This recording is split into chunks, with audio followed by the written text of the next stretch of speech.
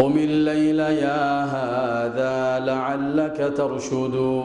إلى كم تنام الليل والعمر ينفد أراك بطول الليل ويحك نائما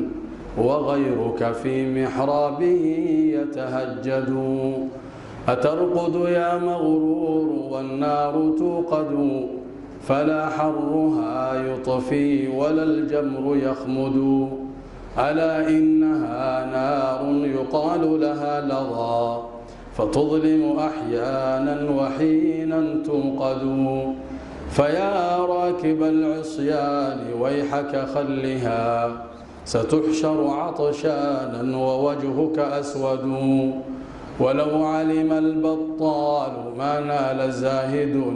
من الأجر والإحسان ما كان يرقد فصام وقام الليل والناس نوموا ويخلو برب واحد يتعبد بعزم وحزم واجتهاد ورغبة ويعلم أن الله ذو العرش يعبد فلو كانت الدنيا تدوم لأهلها لكان رسول الله حيا يخلد